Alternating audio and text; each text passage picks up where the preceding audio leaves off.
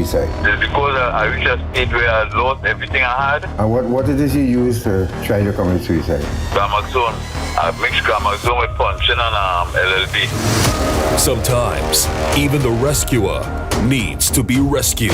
This Sunday, we hear from Harold Remy, who will speak of the challenges he faced on his journey that prompted him to attempt suicide. You don't want to miss this very important lesson on stress management, coping skills, and the ability to stay sober in the face of life's many challenges. Listen live from 10 a.m. on I-95.5 FM or watch live on the Eye on Dependency Facebook page or YouTube channel. Eye on Dependency. We don't just share stories, we change lives. Lights, camera, action. It's movie time. Get your popcorn. True story.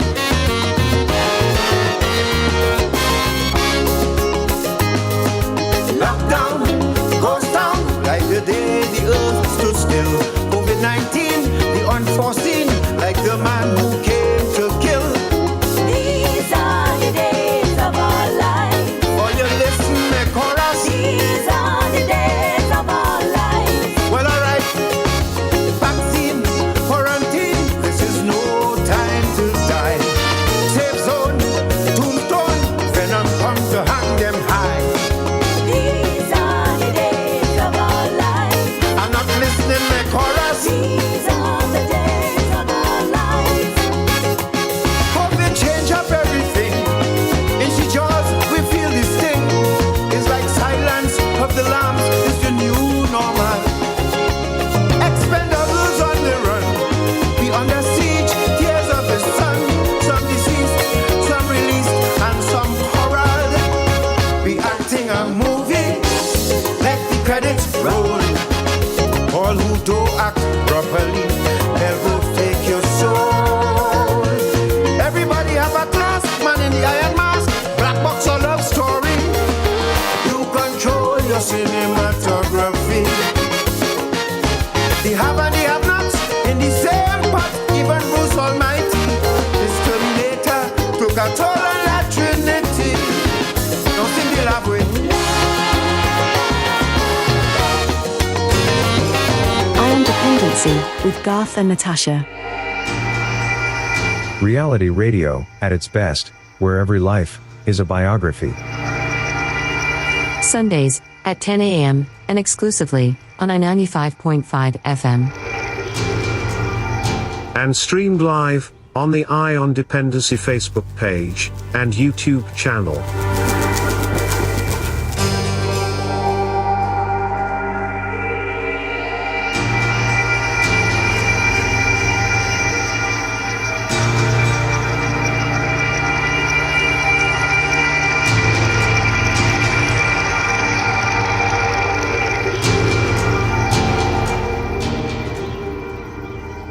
Good morning, Trinidad and Tobago, and welcome to Independency, right here on I-95.5 FM, live on the Independency Facebook page and YouTube channel. It's a great day today, nice, bright, and sunny on the outside, and Natasha, Harold, and I on the inside. Morning, Natasha.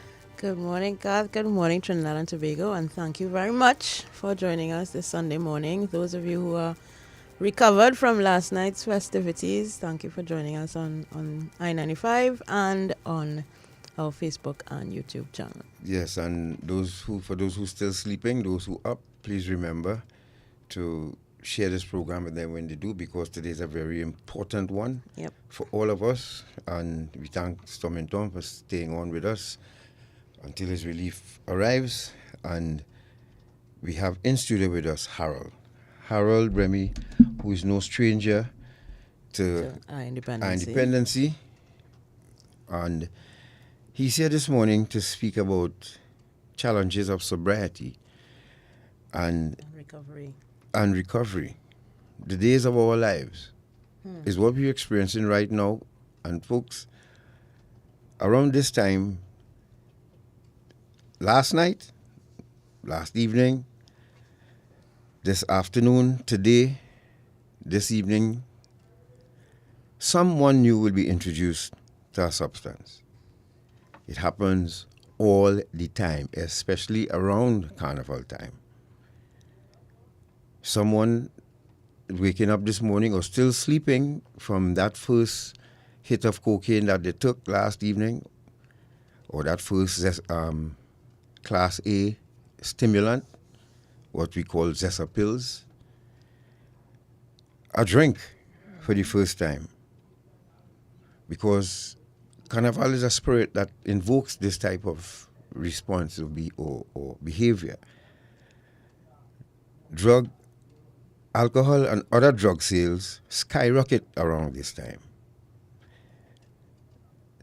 At least 90% of the people out there, okay, let me be generous, 60% of the people out there must be fueled by something when they go and when they hit the road, when they meet friends. Some of them must be fueled by something. They cannot not have a drink, a smoke, a pop, or a pill, or whatever, thereby opening the door for a journey into their life that they will never forget. Harold is one of those people who did that. And today, apart from speaking with Harold, we'll also have warnings for you. That's all we can do. Warn you, point you. All you have to do is pay attention, store the information, and put it to use when that time comes. Indeed, and I think Harold's story being told today on Iron Dependency is a potent reminder, as you said, Garth, of the fact that in addition to those who would have tried something new or tried something for the first time, there are those who are like Harold and yourself who are in recovery and still have to treat with the everyday challenges of life and stay away from their drug of choice. Correct. Which is especially difficult, especially around Carnival time, because everybody is enjoying themselves and having a grand old time, mostly unaware of the risks associated with the drug use. And also, someone probably would have used a date rape drug last evening as well. So that person who waking up this morning feeling all battered and bruised, but they cannot remember at all what happened last evening, you figure it out. Because that is what date rape drugs do as well. There are people out there who intend to defile and hurt people despite the consequences because they're sick. And that party that you went to and somebody slipped that date rape drug in your drink, and then you started feeling dizzy and sick and you had to be taken out, and that don't look strange because, you know, that's the sometimes the norm in parties, right? People falling down on themselves, lying in corner, dribbling and vomiting on themselves, people carrying them out. And you could carry someone out right in front of security, police, a crowd, and nobody would find it strange. And possibly that person could have been drugged and taken out right under the nose of everyone, and person had their way with them. It's what Carnival, it's what everyday life is all about in Trinidad and Tobago and the world by extension. But Carnival time is one of those times where a lot of people let their guard down and walk into that dark hole. So enough of this, and we'll take that break. And when we return, you'll hear from Harold. We'll hear from Harold. Harold, you okay, right? Yeah. You ready to share? Yeah. All right. So, folks, let's switch gears, and we'll return with Harold. Stay right there.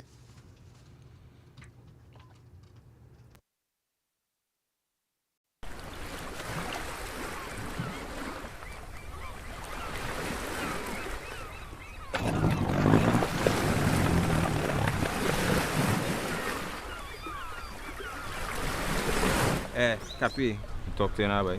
Got a small work for you to do. Make a quick 10 G's. We go do for me. 10 G's? Where's that how I do this, boy? What you doing? Taking your boat, run up the islands, pick up some people and then bring them back here for me. That's all you have to do. That sound like human trafficking, man. That's a serious crime. I can't make that. Trafficking in human beings is a serious violation of a person's human rights. It violates a person's right to freedom of movement, freedom of choice, freedom of speech, and freedom of identity. It is a heinous crime which affects local, regional, and international peace and security. A victim of human trafficking is subjected to many types of abuse. The crime destroys a person's dignity and self-worth. Victims often feel hopeless, are suicidal, and are stigmatized in their communities. Child victims are deprived of their rights to education, play, and social interactions. They're essentially robbed of their childhood, and that can never be regained once those years have passed. If we do little or nothing to fight against human trafficking in our country, we can face economic sanctions from international agencies and partners. Our country will be losing money. Doing little or nothing to fight against human trafficking will tarnish our country's international image and, most of all, the value we place on human life. Human trafficking is no respecter of persons. Anyone can be a victim. So let us all strive to safeguard human life and dignity in Trinidad and Tobago. We are the Counter-Trafficking Unit of the Ministry of National Security, Trinidad and Tobago, safeguarding human life.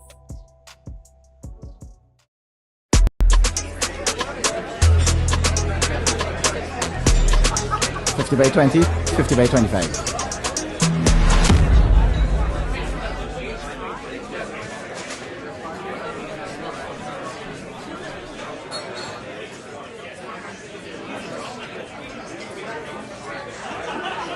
This is Kyron Pollard. When you play, do it the legal way. Don't bet on illegal gaming. I can see clearly now the rain is At Guardian Group, we've seen so many of our customers achieve great things. From key moments when together we've planned for the future to those unforgettable days when you've celebrated the rewards of those great decisions. So, it's no surprise that after 175 years, our optimism is stronger than ever. Because when you've partnered with people to achieve their best lives as long as we have, you tend to see the world a little brighter every day. Guardian Group. Live easy.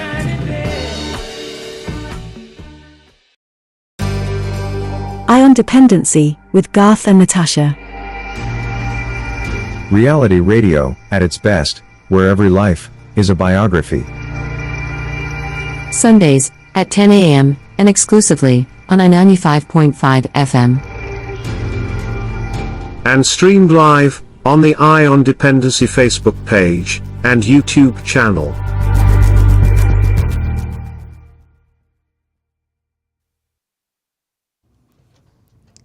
All right, thank you for staying with us. This is Ion Dependency, and we're talking about substance abuse and recovery with Harold. And we welcome you again. Thank you, Harold, for sitting in with us this Sunday morning. Hi, good morning, Natasha. Good morning, God. Good morning to the listening public, worldwide and national, right? Before I say anything, as I sit down here, I remember a poem I made up on the soaps on TV. And it goes like this. Today, as the world turns, the young are restless, trying to be bold and beautiful, searching for a guiding light in another world. Now, if all my children have one life to live and live this life loving, then the next generations shall be drug-free all the days of our lives on Sunset Beach instead of in the General Hospital. Good one. Yes. Yeah, boy. So there's a good boost back. I said, yeah, that's that. Yeah. Days of our lives. Yeah. All right. So I am here this morning after having some experiences recently, and even now going through some experiences too, in recovery. I was saying to God many times, we the helper, always helping people to stay clean and all that, but But who helps us? How do we get help? How do we stay clean? Like, as I heard in the promo, you know, why I realized that while I was helping people, I had also practiced what I was preaching. So I was staying clean all years, you know. I clean 30-something years now. I can't even, I'll go on into details to find out the dates and thing, you know. But after doing that now, as we say, it's carnival time, right? And I noticed the first drug people get introduced to as a child is alcohol. Alcohol is the first thing we get because at 5 years old, they hand me a Carib, Christmas time. Take a sip now, boy, that's good for the worms. And I sip the Carib. And when I sip the Carib, I go on with the bottle. So they're watching and you know Trinidadians, as I keep saying, we Trinidadians just get kicks on serious things because your parents watching you running with this bottle and you're drifting and they're laughing. Look at them and they're laughing. That is kicks to them. Yes. But they didn't know what would have happened to me after that. You understand? So at 5 years old, I drinking Carib. My dad was an alcoholic. So it done in my genes already, right? And I am like, okay. So you were predisposed, so to speak. Yeah. Right. Right?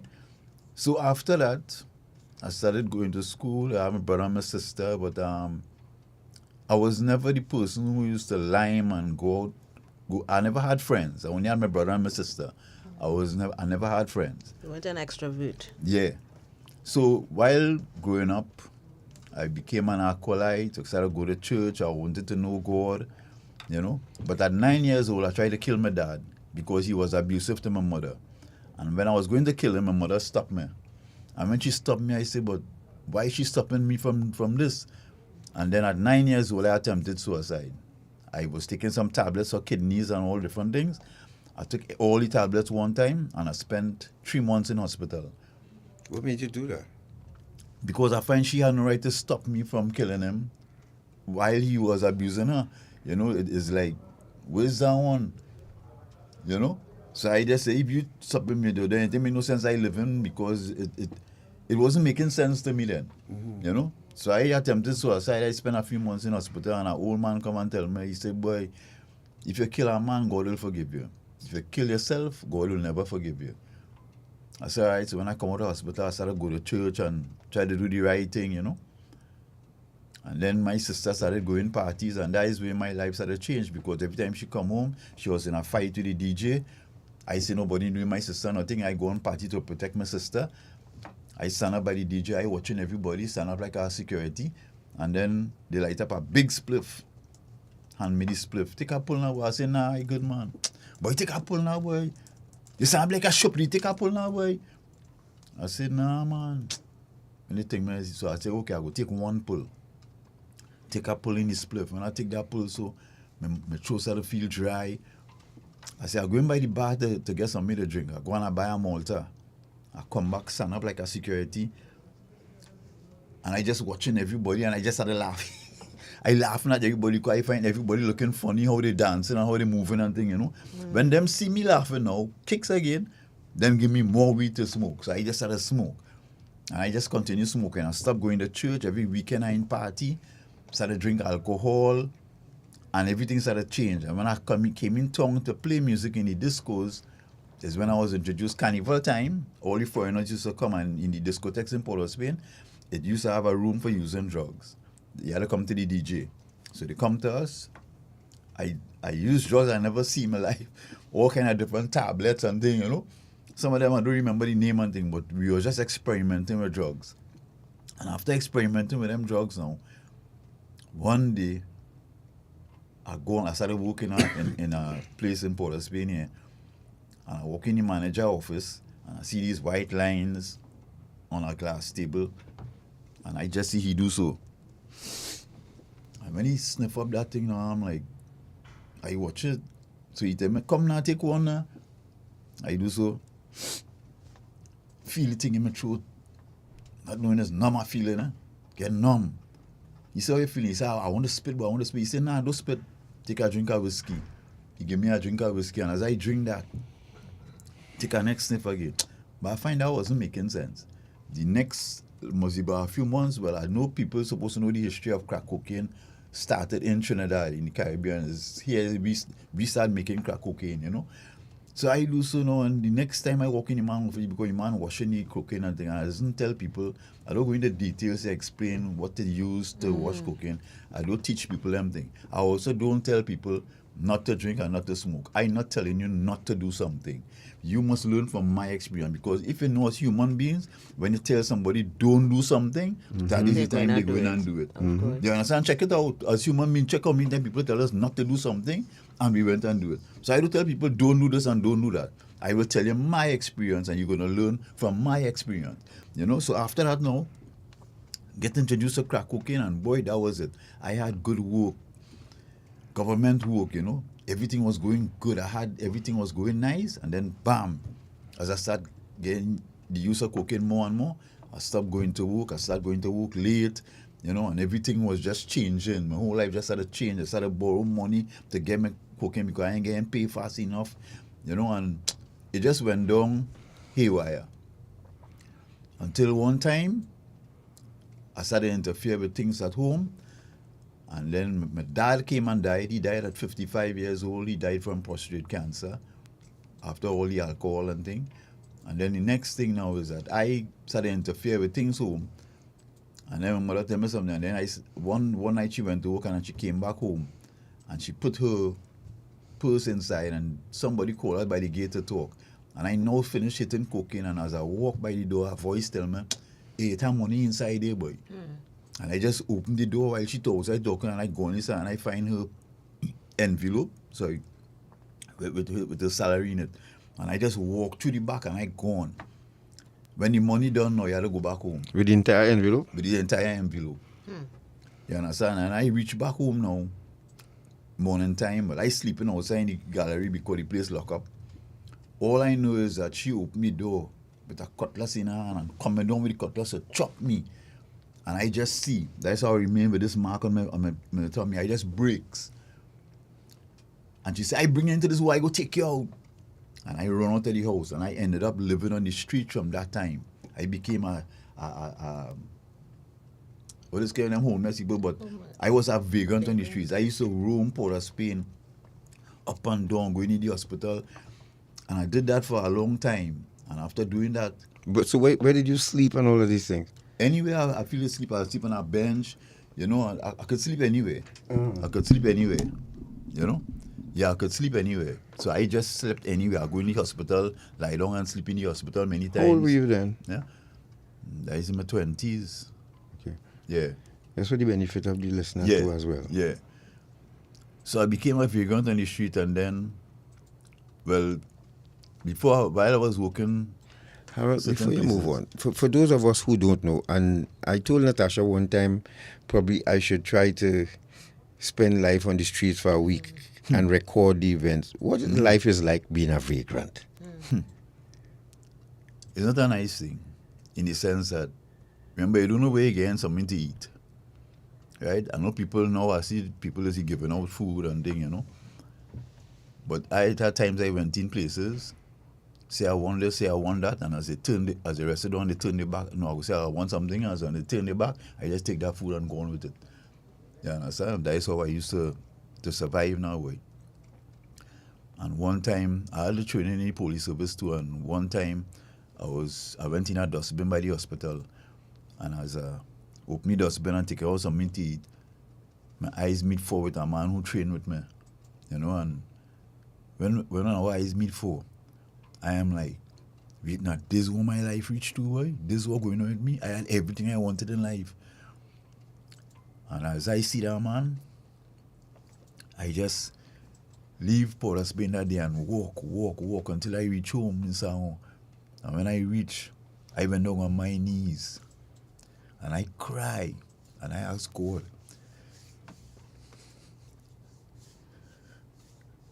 deliver me from drugs any way you see fit. I wasn't conscious of the words I was using, but all I knew is the following morning I wake up hungry. I went and pushed my hand through my sister's window because her place burglar proof because of me. I had something to eat on the table, and I just take that. And that day, when I take something to eat, I normally leave the house and go and look for my cocaine to smoke, you know. And That morning, I just stayed down and sit down and I eating. And while I eating that piece of cake is because a man come round the corner in plain clothes. Hey, what you doing there? I say, boy, he mad or what? I say, I live in here. But behind him now was my sister in her uniform. Police, they come. Check inside to see if I went inside the place, if I take anything, and then come over in my section. And when they come over in my section of the house, well, it was like ceiling gone, everything gone, you know, it's vagrancy then.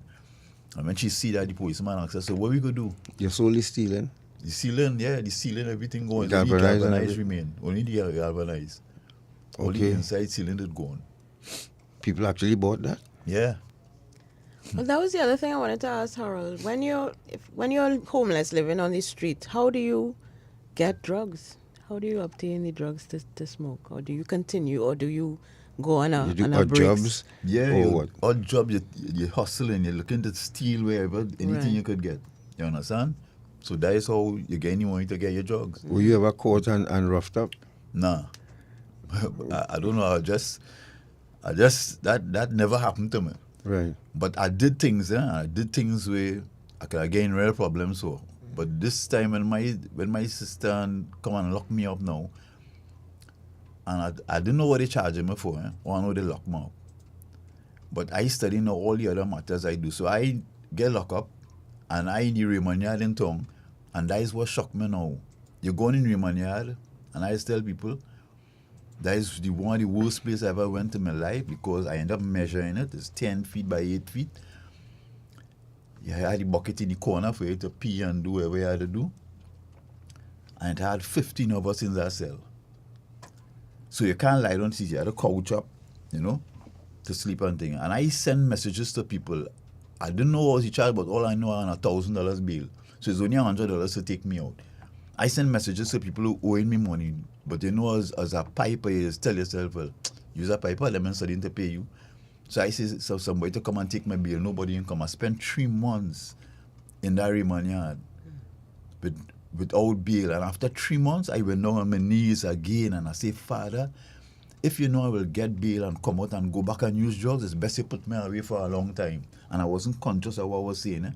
But all I know, the following day, the case called, I just say, my own, I guilty. I don't even know what charge on. I just say, I guilty. The man, she watch me, say, so you have a problem? I say, yeah. So I say, well, they will send me in some rehab center or something, you know. Man, she say, well, you had a sentence to 18 months I live. I say, what? But when the man should say that, there's a glass window behind her. I run to throw myself off the building. They hold me, tie me up, carry me downstairs. And then transport me back up to Raymond Yard. When I went back up to Raymond Yard, I tell a prisoner, I say, I'm not doing no jail. I never do no jail. I want a knife to kill myself. The man watch me. He says, see that prison officer, go and tell him. I went and I talked to the prison officer. And here's what the officer tell me, and I know it was God talking to me through him. He says, son, where there is life, there is hope. And as that man tell me that, I tell him all there, I feel something physically come out from my head, passing through my body and come out from me. And when I come out from me, they carry me up Golden Grove, and as I reach up Golden Grove and they open the door to put me in the cell, I see a bird passing by, and that is the time I realize how important freedom is. I say after that, nobody must take my freedom away from me again, you know? Because that freedom, when I say, okay, God, so what next? I hear some fellas singing hymns, and the voice say, well, okay, go online with them fellas and them. I just walk straight into the cell, and I go online with them. Started to study the Bible in prison, started to get to know God and things better inside it. And after that, 3 months after that, I get access to cocaine, weed. I used to take fruits and ferment it and make alcohol and cigarettes, and all these things is illegal in prison. But anytime the officers and them catch you with these things, you just do added time to what you're doing already. So jail is not, or you would say from your experience, prison is not rehab. Does No. not equal rehab. No. Right? So sending persons to prison for drug-related offenses does not cure them, quote unquote, of their disease. No, at all. Because I mean, I learned so much inside it. I never even know. I know about the B-term dump. I never even know it had an next dump in Trinidad. But I learned that 2 more now. Yeah. Because when the officer and them say, they're telling me I going on the truck with them to dump rubbish. So I tell myself, it's tongue I'll come in. Them heading up in the east. I said, them men go and kill me, right? So I go on the truck, 2 officers and myself. When I reach up, I see in this place, up in the east side of Rima there, and I seen one star fair-skinned woman and thing and men and them digging up in rubbish and thing, and I'm like, this is Trinidad, boy? I said, nah. So I offloading the rubbish, one officer outside, rain started come down heavy, so he running the truck, and I outside. And while I outside, a man just run up to me, pull my pants and put a plastic bag down in my pants. So I say, well, the officer must see that. Like, them see nothing. So I go on in the truck, come back in Raymond Yard. When I reach in Raymond Yard and I take out the bag, there's a bag of weed the man give me, and I don't even know the man. But they know how hard it is inside there. So it was a start for me then, you know. And while I was doing that, I started to sell drugs in prison now. And while I doing that now, after 3 months again, everything happened in a 3-month period. After 3 months or 2 o'clock in the morning, God wake me up and say, Harold, watch all them fellas lying down there. Them is your brothers, you know. So if you're not taking the drugs, why are you giving it to them? And from that, I stopped dealing with drugs in prison, talk to prison officers. They doubt I'm going to make the change. And when they see, I started pray and fast and things, and when they see I'm making the change, prisoners now get to find out and they say, they try to threaten my life now and say, boy, you come to make things hard here for me out. You understand? They want to kill me in prison now, so they're planning to kill me in prison for doing that. Officers who used to traffic drugs, them stop trafficking drugs. A whole chain started to take place in the prison. Yeah, some people wasn't understanding what's going on. I just tell people, God, it have gods there, but it have a true and living God, because I don't know why He have me here alive today. I don't know why He have me alive today. I don't know. Because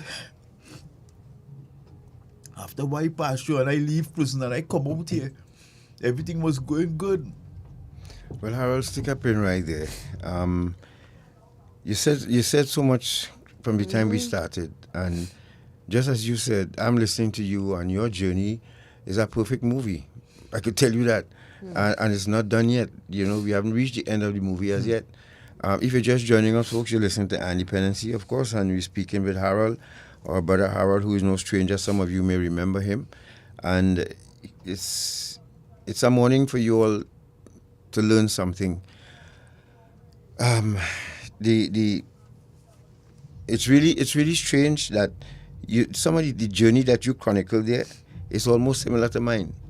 I swear, because I'm listening to you and I'm saying, but I just did a series of lectures with the Defense Force, and anybody, if it's one person listening right now, who part of those lectures, you all see what I was talking about. That we all take the same road.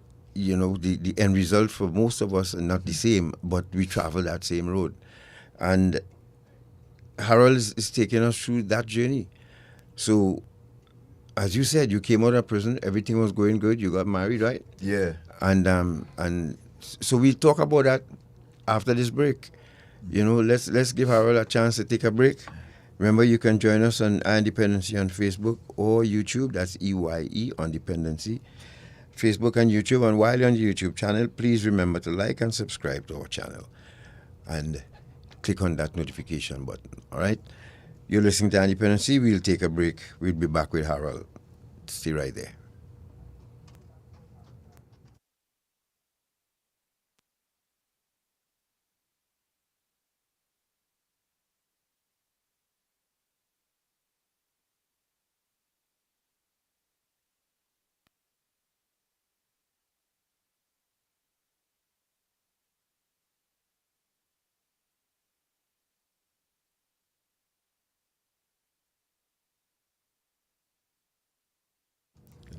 We apologize for that technical difficulty there. We hope Shopman hasn't fallen asleep on us.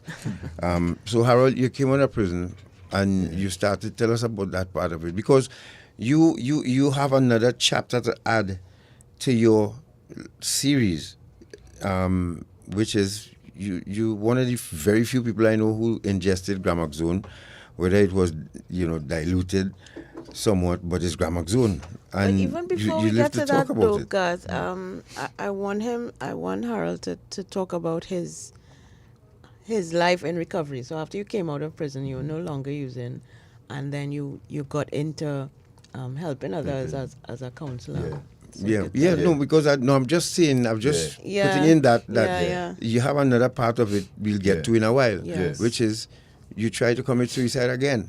And is it you think that there's a lot of low self-esteem get involved here? No, it has nothing to do with the self-esteem. Is things that happen that I saying to myself, but what people don't understand. Let me just rephrase that question. You spoke about growing up, and you also spoke about peer pressure that started, right? Yeah. That peer pressure, because now you're feeling a part of that, you're feeling accepted in that group, and you bow to the peer pressure. Yeah. That's what I'm talking about. That's what I mean. Yeah. Short man there? All right. Yes, go ahead. Yeah. When I came out and everything was going good in the sense that I was helping people, get involved in different rehab centers, doing counseling, and while going through all that, things was going good for me since I was keeping myself, sober. Yeah. So I got married, and I never get married to get divorced. Nobody does. Nobody does. It shocked me. It's a shocking thing. I got married and thing because I was home by my mother. My wife used to come now and then. She said she wanted a house. We decided to get a house, but I tell her not to put my name on it. Went to the government housing. But I tell her not to put my name because people doesn't understand this, right? Before we had gotten married, when she used to come by me, she's a Christian. Well, she's supposed to be a Christian. And she always telling me about when she's staying by this sister, how things was and all that, And she said, I'll get my own place, I'll get my own place, And I always hear her using those words. So I say, well, when we get the house, it will be on your name, so it's your place. Right. Yeah. But that was, other people tell me I had no right to do that, And now I'm suffering the consequences of that because it reached a stage now where we were living together, but there was a problem. If I with you for more than 5 years, right, I come in the kitchen and I still hugging you and kissing you as if we now meet. She made this statement to me one day when I did that. Bamti, how you moving as if you now meet me so? And the tone of voice she was, I'm like, but where is that one, boy? So I tell her, I say, yeah, what's going on? I will stop doing this and it will be something else, And I said, and so done. I stopped doing it. And we started living different in the sense that our life become separated. And then next thing I was sleeping in one room, she's sleeping in her next room, And she, when you all met and started, and got together, was she aware of your history? And yes, because I did a lecture. That is how I get to meet her. I went and do a lecture, and that is how she get to know. But you see, Natasha, I say women who getting involved with men like us, people doesn't understand we different, we totally different. Witness, it's true. Totally different. So to understand us, we are chemical dependent people who totally different from other people. You understand? To understand us, it is not an easy thing, So I do think, and I mean the field of work she was in and what she was studying and thing, I thought she would have known better and thing, but it didn't turn out that way, So it reached a stage where my mom, I taking care of my mom. My mom is going 89 years now, and I taking care of her. And it reached a stage now. I encourage my mother to sell her house so that I could be with my wife, all of us in the same house. But I didn't know before we had gotten married. It had a situation that something happened home with my sister, my mother, and her, and I didn't know nothing about it. We come and get married, and she never tell me nothing. You understand? And I do so now, and next thing you know, is because while we were married and things wasn't going so good, I thought, women, they see counseling when marriage not going good. I sought the counseling on more than one occasion, and I noticed every time we went counseling, she never listened to what they were saying. She only watching to hear what they say to me and watching to see if I going to do what they say. And I'm like, but where's that one? 3 times we went counseling. 3 times I tried to make this thing work better then. Now people don't understand now. One of the main problems we have was sex. I'm a person, I just tell people sex is relief stress. You understand? when I have sex, I just feel real good. I just feel relieved. You understand? But she had a problem with the sex thing, you know, and we wasn't having sex so often. He wasn't even having sex, and I'm like, but where's that one, you know? So do you think she entered the relationship for the wrong reasons, perhaps, or as you said, you know, she didn't really understand? Because Garth, you were out of the studio when he said this, but he was saying that, you know, when people, woman or man, get involved with someone who's in recovery, it's a different kind of individual man's mindset you have to have, and I guess fortitude, I don't know, to be able to have a stable and, you know, productive relationship. Understanding, it's not an easy thing. It really is not an easy thing. I wanted God to comment on that. No, it's true. It is true. And the ways, and kind of go into a little bit about the way, what are some of the things that people need to consider when you're entering a relationship? It's almost like getting involved with someone who is a member of the Armed Protective Service. Mm-hmm. You have to know what you're doing to get involved with, you know, start a personal and expected long-term relationship with someone in the military or any Armed Protective Service.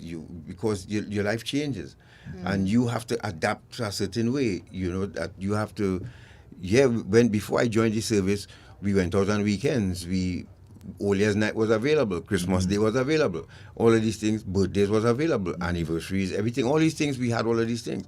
But from the time you join the force or I join the force, all that will change, because I may catch a duty all Year's Night, and you either have to decide if to stay home or go online with friends or family, or Christmas Day. So it's the same thing when you get involved with someone in recovery. It's something that you have to always have your guard up at least. Would you say that persons in recovery are more vulnerable in a sense to being used because of the latent issues with self-esteem and other things that you were mentioning earlier? Because that sounds like kind of what happened to Harold, in the sense that, you know, you meet this person and you feel you're a good match, and as you say, ended up in divorce. You didn't get married to get divorced, but it sounds to me like a situation where you kind of were taken advantage of. No, but in your mind too, do you feel that you did or didn't do anything to contribute to this? Yeah, well, I blame myself a lot, in the sense that when my mom had sold a house, and she was saying, well, use some of the money to pay off for the house we live in now. I was starting to pay off for the car, because I saw that as a burden to her. So I decided was to pay off for the car first, you know, and then we do anything else after. But then the way the relationship was going now, I mean, if you live in separate, I live in separate, we ain't having no sex, nothing ain't going on with us. It's just do this, do that, not to do this, not to do that. You know, every little thing I do, she look at every negative thing I do to tell me about it. And anything I do positive, I never get any good response at all, you know. And because of time, I want to shorten it down. What happened to me that caused me to reach in the state that I am now? I had everything and I lost everything. I am at a point now where I drive in somebody's car and I had my own car, you know, and I do understand how these things come and happen to me. And then I met somebody who told me that something spiritually was done to me. Because you're going to tell me I spent out all my money, I use up my mother's money, I use up everything, to do what? Sell everything, just drinking alcohol and liming and getting blackouts, and I did many things on that blackout and I didn't know. No, before you started, no, you weren't drinking when you're in your recovery. You weren't drinking, right? No. What was that first instant or that first incident or that caused you to say, I need a drink, yes, and went for it? Okay. It's not to say that I wanted a drink. I don't know. I can't remember how. Because we're trying to identify triggers here. For those who listening, you know, we're trying to identify triggers. I guess it's the environment I was in. They were drinking, and I say I would drink by punching. It's not something I did like at all, because when I see they throw punching on the ground and light it, I say I will never drink that in my whole life. But then that became my drug of alcohol, because I started liking punch, in the sense that I drinking whiskey, brandy, anything else. and I get headache and waking up vomiting the next morning. I drink punching and waking up normal the next morning, and I'm like, what? Well, this is it for me, you know. But again, everybody different, because remember, our chemistry is different. All of us have different fingerprints. But what were your wife saying? And she knew you were drinking? Yeah, she used to talk to me, and well, not talk to me. She knew I drinking and thing, and she was vexed because I was embarrassing her when I come home drunk. People in the neighborhood seeing, you know. So it was an embarrassment for her. She didn't like that at all. She come as if I embarrass her in the neighborhood we in, you know. So let's go back, Harold. Let's go back, right? You have your vehicle, and things are going good. I'm still trying to identify what was that trigger to go back, because I mean, the journey for me have not been, Natasha will tell you, it have not been easy, right? But I know once I cross a certain line, I'm not going to return. So despite what, I've taken everything as it comes, and not without crossing that line.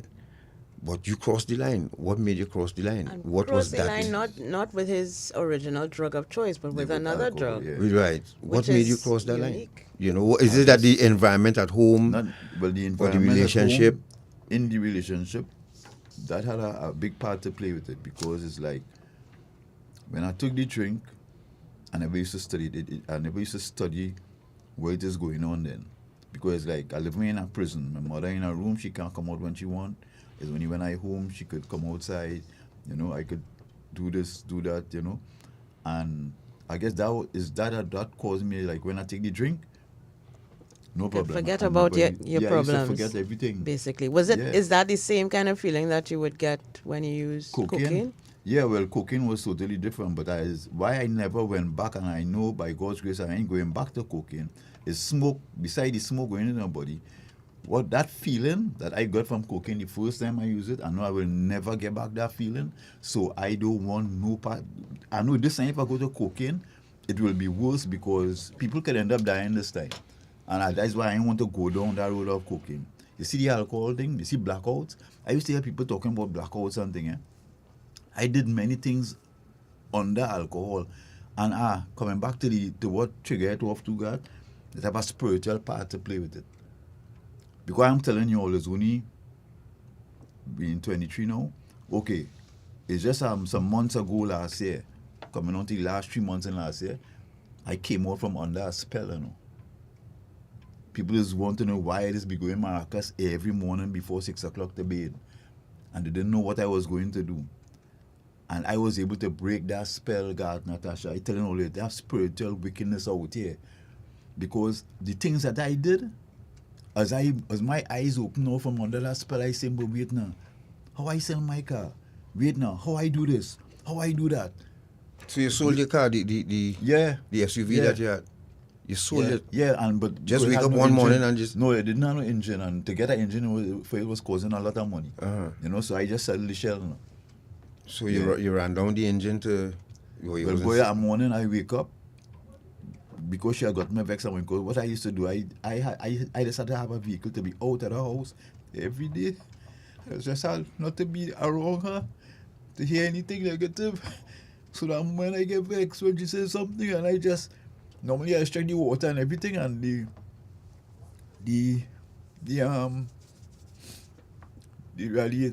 thing for the radiator now, the pump, it was like it wasn't working. So I didn't put no water. I just drive on Maracas and coming back like that was it, you know. That was it for me then coming back. And when I wake up is when the reality hit me now that I don't have anything now. And when she did sign up for the divorce, she tell him I had to sign. I said, girl, you go and do what you had to do. Like, I don't believe in no divorce and thing, right? She tell me I had to sign a paper. She keep begging me to sign this paper. I said, no, I ain't thinking. And then one morning, I ain't and tell him, why I'm not signing the paper? And I said, but where you want me to go? I don't have no way to go. I don't have no money. Where you want me to go? She tell me I could stay in the house. I didn't know she telling me that for me to sign the paper, you know. Let's say, you know, I signed the paper. I didn't know his real thing with that paper. I don't know nothing about divorce and thing, you know. So I signed the paper and thing. And after that, she just had to move different now. She didn't advise you to see a lawyer first with it? You didn't go to a lawyer? I went to legal aid and thing, but they doesn't get involved in in marital things. So you had to go outside, you know? Yeah, you pay a lawyer to look at it for you. Yeah, you know, so right now it's like she saying now that she don't want to be there, she want to sell the house and all kind of thing now, you know. Now I spend money on the house in material and labor to do some renovation, to do some work and thing on the house. You understand? I buy things for her to be comfortable, like AC. I buy a bed set, all kind of thing for her to be comfortable, you know. I wasn't studying me. I was making sure she comfortable, you know. But she look at things materially.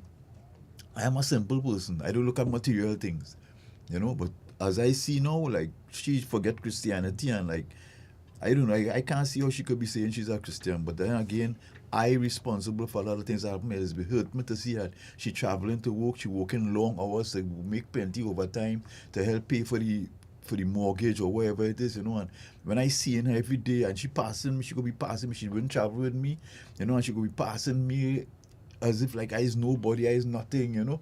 And that has hurt me every time I see her, I start to cry because I studying and I responsible for her in that situation, you know. So those hurt me, and that is when I decided to see me, I don't want to live by, and I wanted the fastest way out, so I went and buy a bottle of Gramaxone, and I said, well, okay, and here how things happen, you know, before I didn't take the Gramaxone the second time, the first time I was going to take it, I take the Gramaxone, I was inside the kitchen, and I didn't know she home, she come home early, and she in the bedroom sleeping, and her voice wake up and tell her, go in the kitchen, and as I do so, she just run and snatch my hand. Just in time. And I said, but where's that one? What are you doing here? The first time I tried to take the Gramaxone. The second time now, I just buy it. And I had also go to work. That morning, I just went by the hospital by Arima there. And I started to contemplate how to do this thing. I said, all right, I pour the Gramaxone in them drinking cup and thing. I put about quarter of the cup. And I put punching in it. And I put LLB in it. If you're just joining us, you're listening to Dependency. Harold, stick up in. We'll take a break. Folks, you know someone who needs to be listening to this program this morning, please wake them up. We'll be back.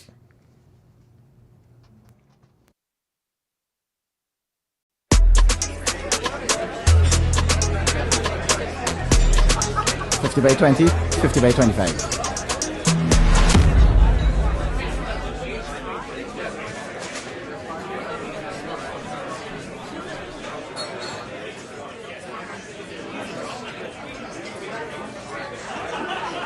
This is Kyron Pollard. When you play, do it the legal way. Don't bet on illegal gaming. I can see clearly now the rain is gone. At Guardian Group, we've seen so many of our customers achieve great things. So, it's no surprise that after 175 years, our optimism is stronger than ever. Because when you've partnered with people to achieve their best lives as long as we have, you tend to see the world a little brighter every day. Guardian Group. Live easy. Morning. Listen now. I've noticed something out. Them new people are them up the road there. Where's that? Girl, the man that he passing up and down in front of here with a set of woman. I really noticed some woman living there, you know. And they can't even say as much as good morning. Well, listen now. I wonder if it's human trafficking. You think it's that? So, how can you spot and identify perpetrators and victims of trafficking? Many victims are found living and working together in the same place and sleep in shared and inappropriate spaces. Victims work excessively long hours. They often sleep in the daytime and work long nights. They are often escorted everywhere they go and may appear to be malnourished. They may show signs of physical abuse, drug and alcohol use, and may also appear withdrawn, fearful, or intimidated. Victims who are migrants are often not in possession of their identity or immigration documents and have irregular immigration status. Perpetrators can be male or female and may appear to be managing or controlling the victims. And they may even at times appear to be the victim's best friend, boyfriend, or employer. We are the counter-trafficking unit of the Ministry of National Security, Trinidad and Tobago, safeguarding human life. Eye on Dependency with Garth and Natasha. Reality radio, at its best, where every life is a biography. Sundays at 10 a.m. and exclusively on I-95.5 FM. And streamed live on the Eye on Dependency Facebook page and YouTube channel.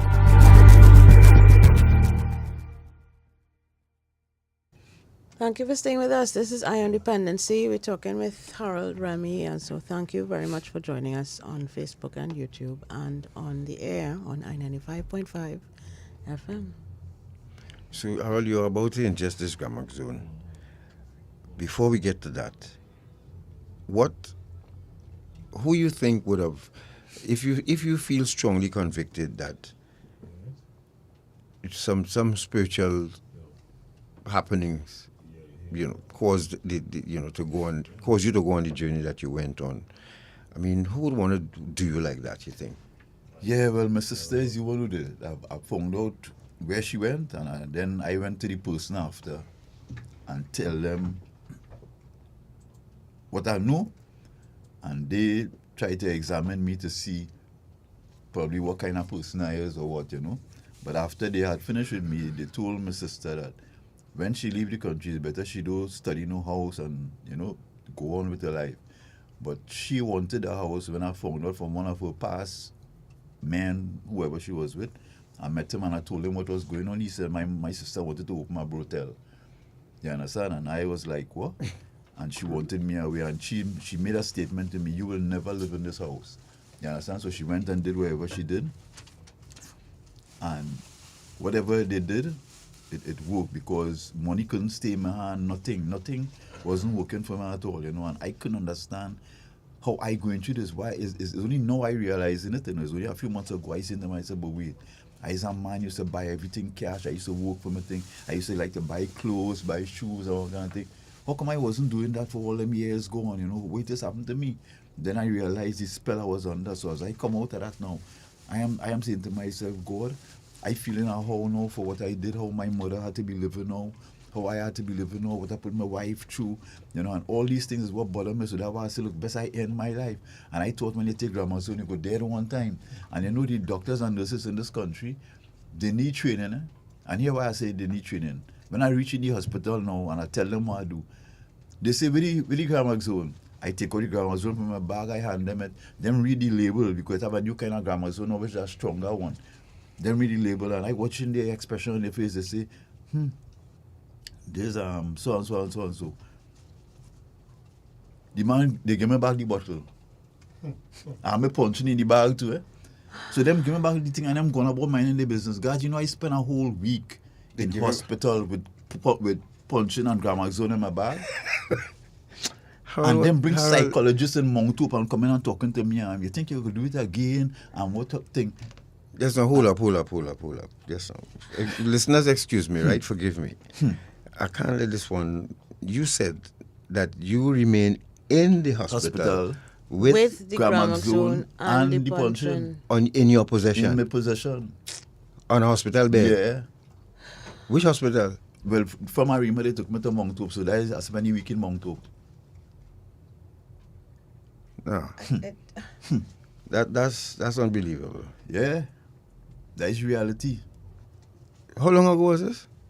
So it's supposed to be 2 months now. So they did not confiscate the gamma zone and keep it as evidence or whatever in case you passed away?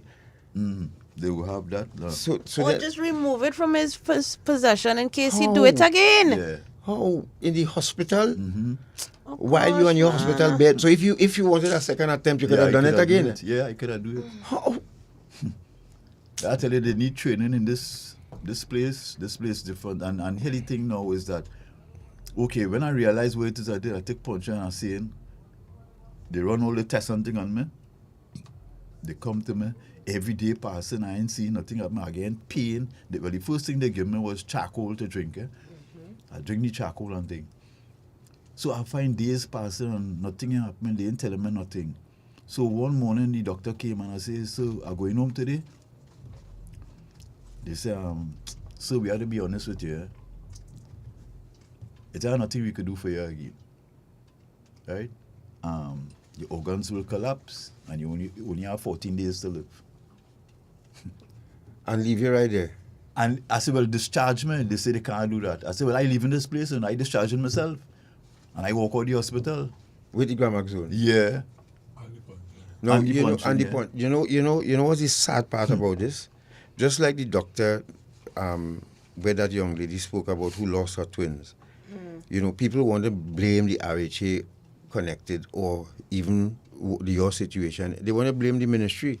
But how the ministry policing this? You know, tell me how. I'm sure the ministries, they have SOPs for this situation here.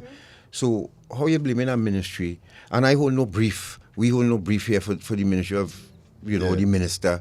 I'm talking about the national language is, but this ministry of health is the waste of time. And how you blaming our ministry for that? Leaving you with a bottle of Gramaxone and actually tell you don't have long to live and let you leave the hospital with it. So you could have taken a next shot downstairs at the hospital and decide, well, okay, if I... Yeah. Harold, go ahead.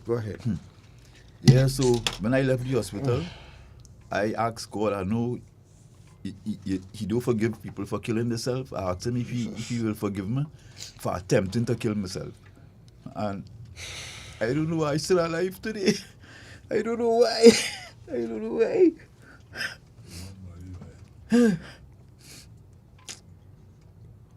But did you ever, you mentioned a psychologist came and spoke with you. Did you discuss anything about your previous drug use?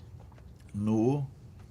Because and this how person, that might have contributed to your suicide attempt? No, good. I mean, these people, I just say Mongtop, I mean, as we say, I guess it's the training people getting, because I just call Mongtop the experimental hospital.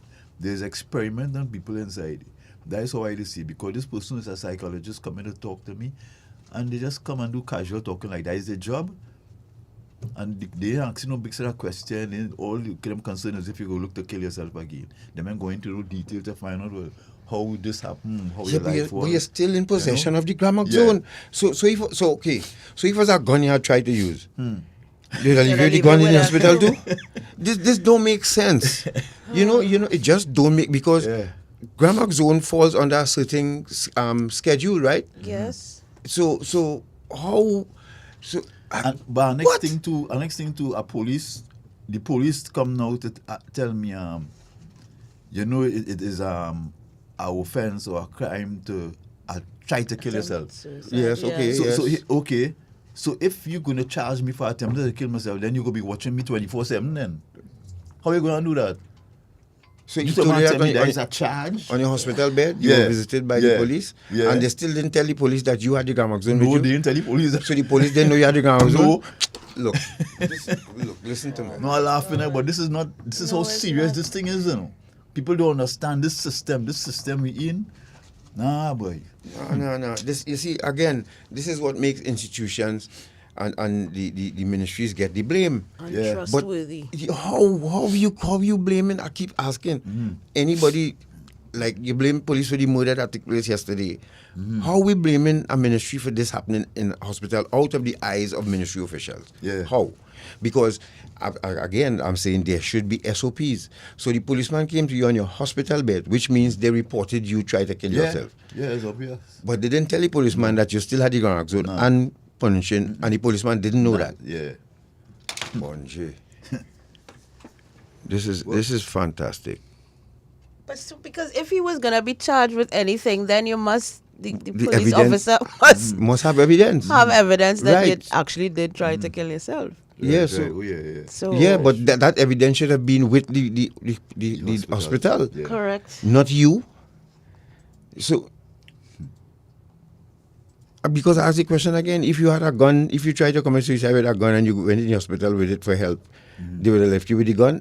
It just don't make sense what you're just telling us here. Yeah. But I hope someone is listening who can do something about this, ask a question or two, or even get in touch with you to get more details on this. Yeah. All right? So when you left the hospital, how did you flush that Gramaxone out of your system? Because obviously your organs didn't collapse. Well, and everything working like normal? Yeah. The last test I went and did, I had done, make an appointment for that test before everything that happened. And they say right now my liver enlarged and I have a gallstone or whatever, big, how big it is, you know. So if it's anything, it's had to operate and thing, you know. But, what I'm experiencing right now to deal with this thing, I'm praying, you know, because I don't know what to do. I was hoping some psychologist might be able to talk to me, but I wanted to get in touch with how you call her, because psychologists in the open and psychologists in addiction is two different things.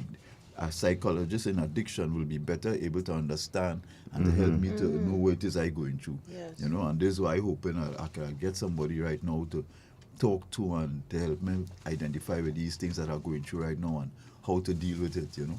Because it ain't easy. I mean, look, I'm struggling to live every day. Sometimes it's only pack soup I eat with my mother. Them ramen, pap soup, things. So it's a struggle for me to be going through now, and I say to myself, I still ask myself, I don't know how I talk in here now, if by sharing this it go help anybody, but I still asking God, so where's the reason for me being alive still on this earth? What is I have to do? What is you want me to do? I don't know. But I want to thank a man called Al who car driving right now. I want to thank him for giving me that strength to have a vehicle to move with still now, because it given me strength, you know, because I could survive every day, I could still make a little hustle, you know. So I had to thank him for that. But you and your mom are the same place of abode right now. Yeah. So if that house is sold, what's going to happen to you and your mom? Well, I just try my best that no stupidness is going on, and I ain't get, if you sell the house, well, I had to get a place to stay, but then I supposed to get some money from what I'm spending. You have receipts? Because somebody posted. I have some receipts, you know. I ain't going to have all, but I have some receipts, you know. But I never wanted that. But I never wanted that in my life. I never wanted that.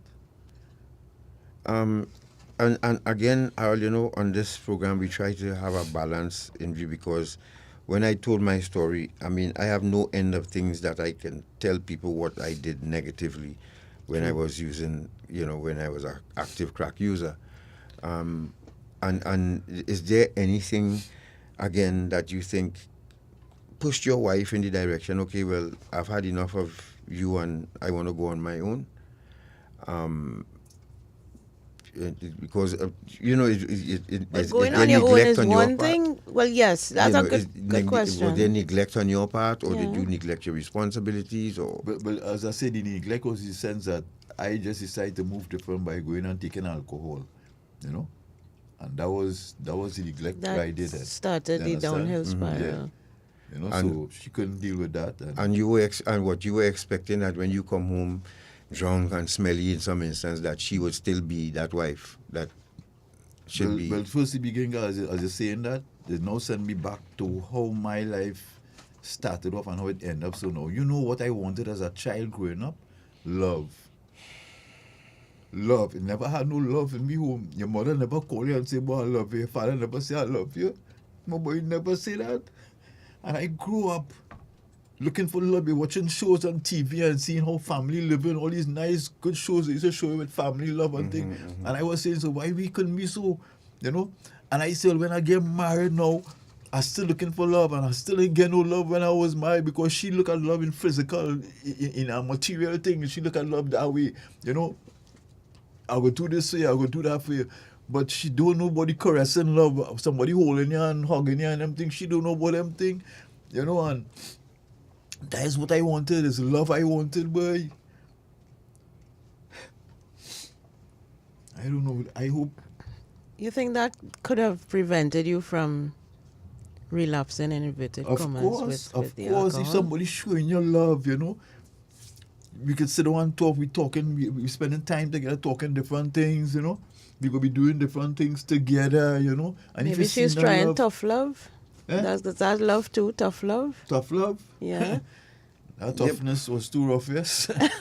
Because, I mean, no, but you apply tough love to someone if they're going on a certain road and, you know, they refuse to listen to voice of reason and all of that. And you tried everything else, counseling, interventions, you name it.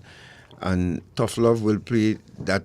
Tough love is the last option. If you're trying to get somebody to, right. you know. Because as I tell people who would call us, Harold, don't want to interrupt you here, but I want to stick this in here. As I tell people who call us, there are times when an addict has to experience a nuclear blast before they come to their senses, right? Yeah. And you can preach, you can pray, and beg the person all you want. You see that zone, that comfort zone that we addicts get into. When we picture taking away the crutch, it's scary in some instances because now you're going to lose. I'm going to lose my independence, and now have to put my hands back in the care of a rehab facility and counselors. I cannot walk away when I want. I cannot when I feel. Lose that freedom that is. Yes. Yeah. And with that comes some responsibility. So you know, so I wanted to just stick that in there. Yeah. I mean, right now I study it have a lady I know, her brother is in a terrible state. I mean, he's still using cocaine, and I trying to see if I could reach out to him. So I tell her, I want to see him, but I want to see him early in the morning before he leave the house to go and smoke. Because when you can't talk to a person on drugs or alcohol when they're under the influence. There's no way you can reach that person. You understand? People need to understand that. Don't ever try to tell them, get on with them. When you get on with them, you just make them get worse. You know? So you could try the silent approach, but, it's not an easy thing. This whole thing is not an easy thing at all. And you see the spiritual part, I just tell people just want to come off a drug, but staying off drugs is the most important thing. It's easy to come off drugs, but to stay off of it, that is the hard part, to stay off, because when you're staying off of the drugs, you have all the issues confronting you still. All these issues confronting you. So how are you going to deal with it now that you're not on drugs? You understand? Because you can't use the drugs as a crutch, so to speak. I mean, like, I heard I was hearing a promo on the radio this morning about suicide and numbers to call and thing, right? And one of the things they were saying in that promo, something is bothering you, find somebody to talk to. I grew up not talking at all. Everything I had, I used to keep it inside. And that is when my pressure bursts, is when I go and use drugs. Like when the pipe bursts. So when people have things on your mind, you need to find a form. And as men especially, in our culture, men had to get a different culture in growing up. We had to have different dads around us now. And that is the problem with the youths and them now, especially the young men in society today. When somebody go watch you and tell you, boy, Pops, you live your life already, 25 years is the oldest you're supposed to live, Where's that one? Where's that one? 25 years? Yes, you mentioned the suicide advertisement. Who is running that, Gary? You have that in the system. This morning. Who is running that suicide promo? Because I could remember a young man who was about to commit suicide. He called a hotline, and they told him he had to have money on the credit card before he spoke to anyone. And he didn't have money on his credit card. This is America? No, he had to pay for the time. And for somebody to speak with him. And he didn't have the money. So I was wondering if that's a state, run, this one now is a new thing or is the same thing. Because I want to let people know, 9 out of 10 times when somebody decides to commit suicide because they have no money. Yeah. Okay. Rich people sometimes have unhappy lives and they end it all by committing suicide. But the 9 out of 10 times somebody decides to call a suicide hotline because they tried everything else, all else failed. Yeah. They don't have any jobs. They're about to get divorced and all of that. And they're just calling for somebody to talk them down from it. But I don't know for me. I don't know if that still exists. I hope not. Because if I call in for help, I don't want to hear, what's your credit card number? Yeah. But next thing too, you see, with me, I different. If I need help and I need to talk to somebody, I really can't see myself talking to somebody on a phone, That could be hard word. I could be talking to you on your phone. I don't know if you're paying attention to what it is I saying. Yeah, you need you're that hearing me, contact. but I don't know if you're listening to me. You know? So it is be hard. But your wife is going through with the divorce. Yeah, well, when From I what way? well, this is the next thing with the justice system here. I didn't remember no date. I didn't know no date when the hearing was supposed to be heard. And they say virtual because I don't know nothing about them modern technology now. She have a computer home, so I say, well, okay, it's virtual. We'll do it on the computer home. Mm-hmm. On the day in question, I go on looking to organize myself for the thing. She not home. When I call her, because she said she going south or something, so like she going in the court then. So I said to myself, but why she do that? She didn't want me to be there to say what I had to say. Why I signed the paper. So next thing you know now, they had the matter, they put it in her favor, and I ain't get nothing in writing yet, but she got the divorce. Because I went and find the court now and I seek for information and they tell me, well, yeah, the divorce went through. I said, but what kind of justice system? How it is I wasn't there to say my part and she get a divorce? I think they say that's how they do it with marriage and divorce and things like the next person not there, they do it in favor of the person who did. And I'm like, what? That is justice? So you... That's why I say I listen to Mr. Hines and I talk about crime and thing. Nobody doesn't know what's going through in a man's mind. Nobody don't know what it is a man have in his mind. No police, no minister, nobody could stop crime out here. Nobody can read a person's mind to know how they're thinking, what they're going through. When I was working with community police in St. Lucia, if something happened in a community here, we know. So we call this one, we call that one. Hey, this happened to you, you this one, or you take this one money, or you ain't paying for your drugs or whatever, you know. And we have a talk with them. We used to talk with them. I used to go in schools and do lectures and things to reach out to them children and them, you know. Yeah, you and I have done that route as well. Yeah, you know. And I telling them, I say, down here, we're not ready for community policing. They don't know. They don't have that togetherness. And it's too far-fetched for them then. They just say, nah. And you see how the communities and them is now? People mind and make up in them communities. I can't trust this one, I can't trust that one. Yeah. This one is a police, but he is part of the whole thing that's going on in the community because he is the one who's supplying them with whatever they have to get, you know? And that is how it go. When people talk about why you kill a child, if a man take my drugs and he go and think, why I must kill the man child? That is how we know it. Once you're dealing in the drug world, I just tell them, once you get into the drug world, children, family, everybody is going to pay the consequences because I take drugs from consignment from you, right? I paying you your money all the time.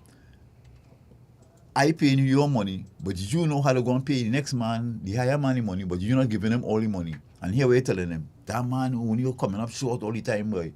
So you put in me as if I is the wrong one. Next thing you know is because my family getting killed, this one getting killed, because you in straight with the money that I give you to give the man. The consignment, you know. And it have a lot of those killings going on out here right now. Yeah. But you know, you touched on, folks. If you're just joining us, you're listening to Dependency, and we are speaking with Harold. Harold, just give us a step by step, ball by ball, actually on his journey into trying to hold on to his sobriety. Now he found himself a divorced person in trying to stay on the right path. On the brink of before we move on, Natasha, you found a hotline there. Yes, Lifeline. We may have heard of it. Lifeline is a free? registered NGO. They've been around since 1980. Yes, they have 2 toll-free, secure, anonymous hotlines. 800-5588 and 866-5433. Is it 24? 24 hours a day, 7 days a week. Lovely. They, like I say, this is a listening service. So they are there to have someone on the other line who can listen. To persons who are thinking about considering unaliving themselves. So and there's no credit card. And it's toll free. It's toll free. Meaning you don't have to pay for the call. call. But it's local. And it's local. It's local. Yes, this is a local NGO. Lifeline, what's the name? Lifeline. Thank you, Lifeline. Yes. And, folks, for those of you listening again, call the numbers again. 800-5588 and 866-5433. I'll put a link as well in the chat. Yeah, because, and thank you for joining us on Facebook and YouTube as well, and those of you listening on I-95.5. Mr. Phil, good morning to you, and thank you very much for the words of encouragement for Harold. At the same time, you know, you're just as shocked as us as how things happen. Yes, go ahead, Harold. And you know, God, people will say, why you should go in public and talk about what's going on with you. And I just say people doesn't understand. I will come in the public and say what's going on with me because we just need a forum. And men out here don't have no forum to talk about what bothering them. But I know, you see, when I do this, I just feel better when I do this. Right. You understand? I just feel much better. I feel lighter when I come and say this to the public. So whoever want to say this about me afterwards, die their business. But they say, I have secrets in me as a counselor. You know, people tell you a lot of things. So you have plenty of secrets inside of you. Mm-hmm. And even though these people who I counsel, even though they turn against me or anything like that, I still cannot reveal what they tell me. Yeah. I still have to keep that to myself. Mm-hmm. You understand? That is what counseling is about. And I just say to myself, if we don't have a forum, if you don't have somebody to talk to about what is bothering you, what will happen? So I just do this. People are against me for doing this, but I can't do nothing about that. This is me. I can't do nothing about that. Harold, you know, we talk about addicts as sharing that there's somebody listening to you right now who experiencing what you're experiencing. There's a family right now listening to you who looking at the addict, you know, trying to sleep off a whole night binge and trying to figure out what to do with them and you know, cringing to know that they're going to be up soon and what's going to happen when they get up or what's going to happen when they come home. And there are families in this country going through that right now. And they don't know what to do. But what Harold, the problem is we have a lot of adults right now giving children drugs to use. And we have in St. Anne's 14 and 15-year-old who ended up in St. Anne's because you spoke about something. And again, I'm going to reiterate this issue of predisposition. People know your family history. And that you have 3 children and you're seeing all of them preparing, they're playing mass, who doing this, who doing that, and you never told them that their grandfather or great grandfather was you know, suffered from mental ill health. You never told them your grandfather or grandmother was an alcoholic.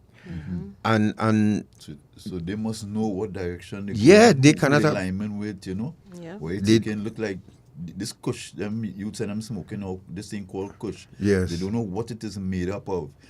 When we smoke weed long time, man used to eat like that. He used to feel hungry. You tell me you smoking a drug now and you're not eating. Yeah.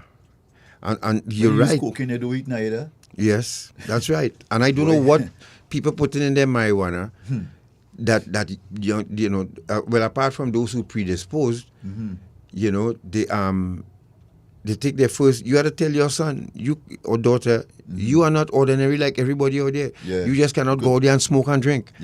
Because your brain's wired different. You know, your brain is wired different. But you see, sometimes in some families it's a shame to discuss these things. So they just leave their children to walk right into that trap. And then try to figure it out afterwards.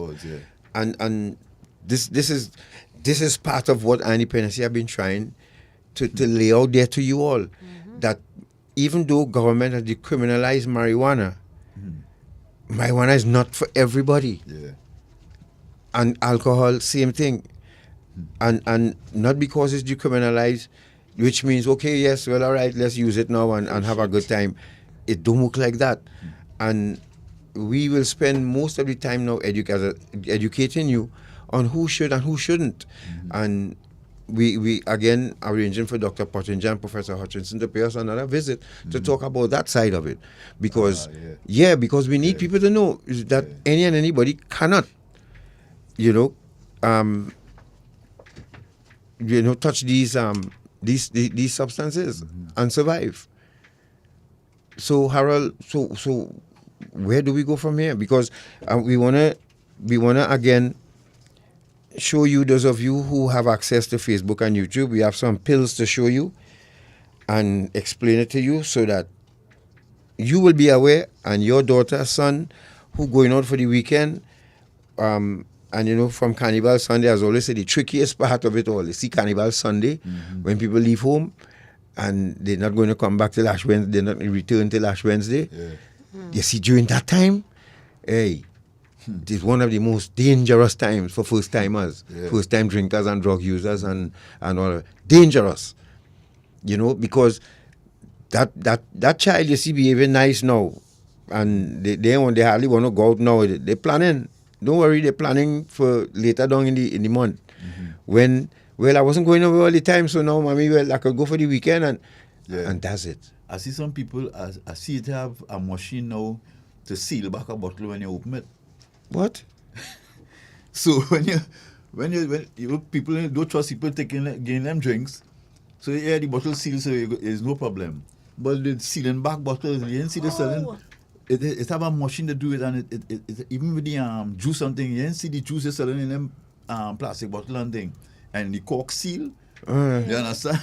So they have a machine sealing back bottles, so people put in wherever they go put in their drink for you.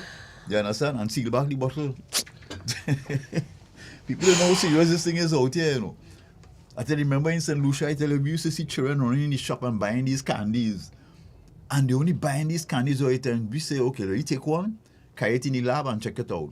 The candies and them was laced with cocaine. So that's how they get addicted. Them, they like the candies, they like it. But it's cocaine it was laced with. Folks, let's take a break. When we return, we're going to show you some of the pills that will be circulating out there now, and discuss a little bit about alcohol, that other drug, that other legal drug that's called alcohol.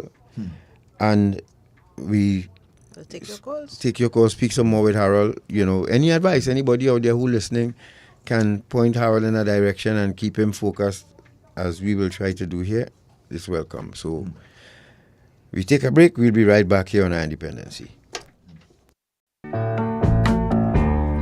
I can see clearly now the rain is At Guardian Group, we've seen so many of our customers achieve great things. From key moments when together we've planned for the future to those unforgettable days when you've celebrated the rewards of those great decisions. So, it's no surprise that after 175 years, our optimism is stronger than ever. Because when you've partnered with people to achieve their best lives as long as we have, you tend to see the world a little brighter every day. Guardian Group. Live easy.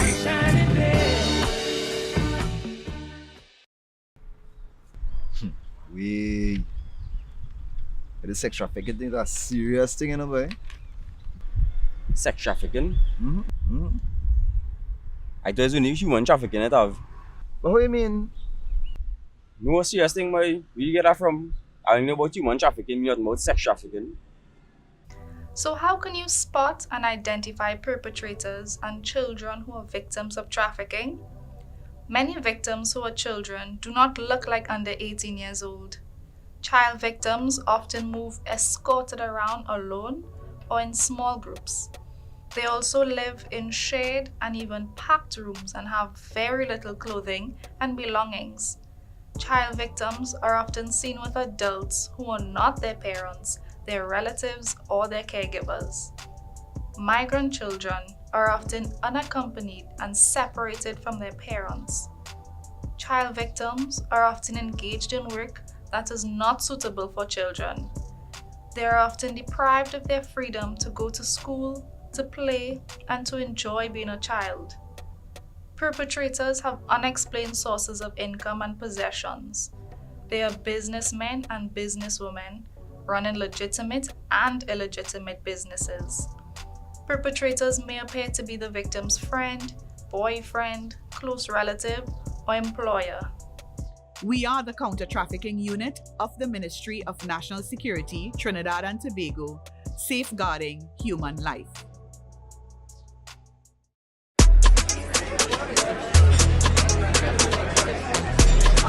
(50/20, 50/25).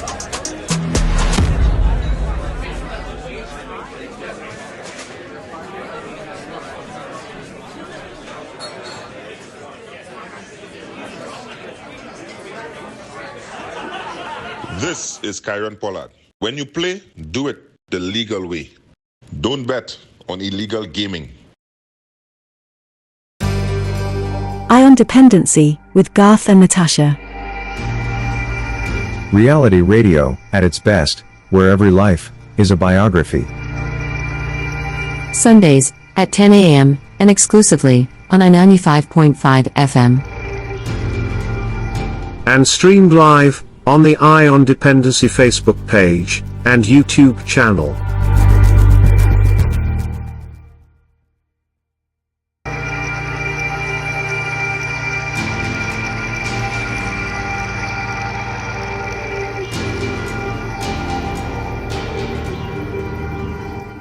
Thank you for staying with us. This is Eye on Dependency, and we're talking with Harold Remy about his journey with recovery, sobriety, suicide, and many other related issues. Thank you for joining us on I-95.5 and on our Facebook page and YouTube channel. And those of you on YouTube, please, I'm seeing you, so could you just like and subscribe for us, please? Yes. And we appreciate it. Thank you so much. And anybody listening out there, Shortman, you can put up the picture of the pills, please. Anybody listening out there who could tell us, any medical person, right? Once you're qualified, you comment on this, please. If I go to the hospital, I drink Gramaxone, and I go to the hospital with the Gramaxone and other stuff that I would have on my possession, and I'm being warded, is it okay to leave me with the Gramaxone? Or is there an SOP? That can't be okay, guys. No, but we don't know because it was done with Harold. So is there an SOP? Anybody out there listening? Is there an SOP for coming into the hospital with Gramaxone? Clearly, the nurses and the nurses and the doctors saw the bottle of Gramaxone. Yeah, they would say, where do you think you take? Hand them it. Uh-huh. And I tell you what they did was read the label. It's the label they was interested in looking at. And just say, you ain't going to make it. That's all they tell you. You ain't going to make it. I can understand that. It's only after I am studying, like, so wait now, they didn't keep this, they didn't take it away from me, you know. So me, I want somebody to say if the training, because once somebody come in who attempts to say it must have specific people, or it must have people not specific. I mean, everybody's supposed to have training in that. But Harold, not only that, if they tell you, well, you only have 14 days to live, and you decide you hate the world, the people sleeping in the ward with you, you could take a drop of put a drop of Gramaxone in everybody water while they're sleeping, or you could commit mass murder in hospital with Gramaxone. Yeah. And at one point, I had the punching and it have a man I started to ask him if he want a drink, you know. So if you had cigarette, I wonder if you had cigarette, they take the cigarette from you or leave you the cigarette. You can light up a cigarette and you walk to that. This is ridiculous. I am. Shortman, image A, please. Shortman, put up image A, please, folks. Zesapils. This is. I'm sorry, folks, but I am really heartbroken to hear this, and again, to the deflecting by the citizens, some citizens, by blaming the ministries for these things. They blame the national security for murder. They blame the minister, and so we should send home the minister, and we should send home, waste our time with Miss Christopher because she can't do nothing to solve the crime and all of these things. But then, if, again, I ask the question, if my neighbor and I have an argument, the police in my area should not get involved. We should be able to trash that out, come to an amicable solution, and go about our ways. And the police would not have to get involved. So, but we running on each other with cutlass and big stone, and only for two big people to say, hey, this is not making sense, boy, let me try and figure this out now. And no, but then when that happens, that murder takes place, the minister must go. That freaking me out about Trinidad and Tobago. And you can't tell me the Minister of Health must go because a nurse and a doctor decide to leave Harold with Gramaxone and punching in his possession. That makes no sense to me. Yes, you could blame them for the policy if they don't have any and rules that governs that. Then I could say, well, okay, fine. But common sense will tell me, if I come home and I see somebody with bottle of Gramaxone, or if I go in the hospital and see somebody with a bottle of Gramaxone and I'm a doctor, I'm not leaving you with that. I'm not leaving you with it. Makes no sense. After telling you that well, boys, there's nothing we can do for you, you know. So you're on your own from here. Folks, what we're looking at here, Zessa pills. Now, again, Zessa is a term meaning someone full of zest, right? That is what we call it, Zessa pill, because the way people behave when they take it. And it is to give you energy and vitality also in modern context, you know, it describes a person. Yes, it describes a person, right? Yes. But these Zessa pills are actually ecstasy mixed with cocaine and other dangerous drugs. And it could be very fatal if taken with alcohol. Now understand something. Alcohol is a depressant. These class A drugs are stimulants. According to your metabolic rate, when you take these drugs, Harold and I may pop a pill the same time. And it will hit Harold first before it hits me. And it might take me about 20 or 25 minutes longer. And I will feel, okay, this thing ain't strong or what? Yeah. And pop another one. Yeah. And next thing you know, this is how it goes, right? So it's a depressant, a stimulant, and a hallucinogen. Ecstasy is a hallucinogen. So those three things in combination, you can imagine your body, what your brain and your body are going through, right? Fighting to regulate the temperature and blood pressure at the same time. Correct. And the thoughts that go through your mind. mind. And the thoughts that go through your mind. All right?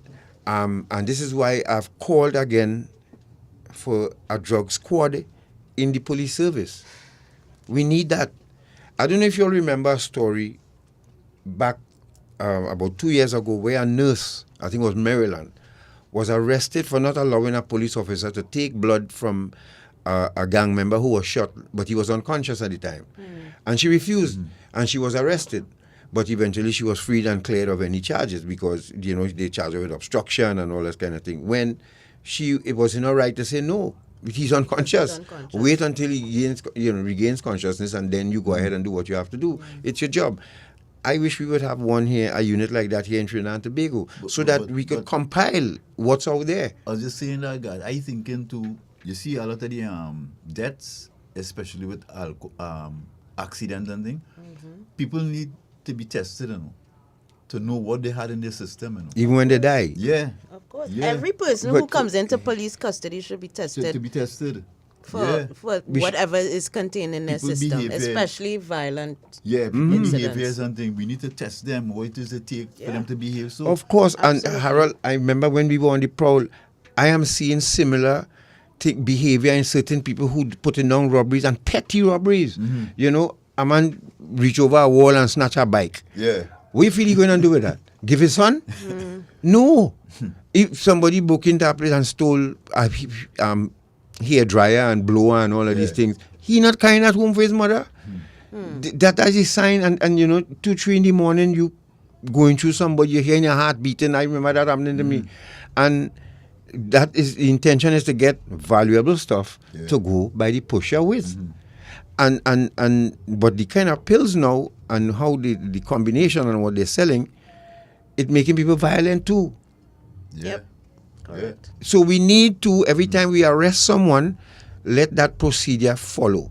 So not to incriminate them, but actually sometimes it could help them because then you could say, hey, the person was was high on methamphetamine at the time or cocaine at the time, and they were in their right mind or whatever. And perhaps they would be diverted to treatment instead of to prison, right? Because the person, again, if our EMT people come upon someone who has an overdose, do we have any of these?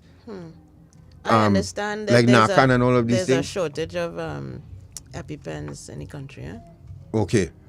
Now, so somebody could die right in front of you from an overdose and you don't know. Yeah. Right? So again, this program brings out that discussion, and I hope it will continue. So you see the pills, folks. Now remember, a mass ban, and we had Miss Michelle, what's her name? The forensic lady, Natasha, who works at Nasir. When she was here, she spoke about a mass band having confiscating 5,000 pills from a mass band. Yes. something like this. These same pills we're looking at here right now. Correct. And Which they were going to distribute right, to masqueraders. To their masqueraders. As part of their package. As you're saying that, right, we looking at it, it has people who listening who cannot see, so I think we should describe them. Yeah, well, I was just about to do that. Yeah. So, but these pills are made out of caricatures. Like what we're looking at here now is a pill that has a face with a cap, with a hat on his head and glasses. Right? Yeah, and then there are other pills that so different colors, different blue, colors, green, pink. They could be, white. Yes. And literally stamped with either in a particular shape or stamped with like a brand. Yes. So you see in some heart shaped. The blue ones are heart shaped. The light blue ones are shaped with like a man's face with a hat on, and there's a symbol on the green ones. So it looks like a W, symbol, but a symbol stamped on it. So that is the quote unquote manufacturer's stamp on it. So they will know where they are. Now, if you see this pill in your home, would you recognize it? You might feel, because they look like almost like sweets too, Yes. Yeah. And it could be confused for something harmless. So if you happen to be going through your child's bag or pocket and see any of these, know that these are stimulant pills. These are ecstasy pills. And some of them are laced with cocaine. And they do it in these colors to attract the attention of young people especially. If you want to hear it or not, there are a number of these pills available at universities in Trinidad and Tobago right now. They look harmless. They look harmless. And people are not aware of what these kinds of substances can. Let's take some calls on 62239. Go to the next slide. Short man. Image B, please. Image B. And folks, again, alcohol, science now have proven to us and shown us alcohol is not for children. Worms don't drink. Stop giving your children alcohol for the worms. What you're doing is preparing them for a life that they may regret. Okay? We've tried to get our alcohol company on board with us to try but they refuse. As I say, maybe, Ms. Giselle around West could have held on a little longer. But we will continue to send the message because alcohol is advertising still on television. And advertising during the day where children could be watching. And of course, as all alcohol beverage companies do, advertising to young people, using young people in their advertising. So you are going to attract a younger audience, obviously, to alcohol that most of them cannot consume. It's funny how we follow everything from America. We don't follow the good things. In America, they don't advertise alcohol nor cigarettes on. No, but here we're different. Here we could do that. And they pour in it. Hello, good morning. Hello, good morning.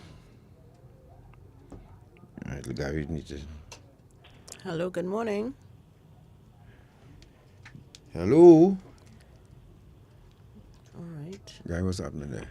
Hello, good morning. Good morning. Good morning. Morning. And to the young man there, good morning. Morning. Just this touch of it, that it didn't mean that your parents didn't love you, But we are conditioned a different way. So to hug and tell children that you love them and so on, that has been washed out of us, so to speak. That's a whole other discussion. But what I am learning here this morning is not that I didn't know, how cruel man has become, how evil man has become.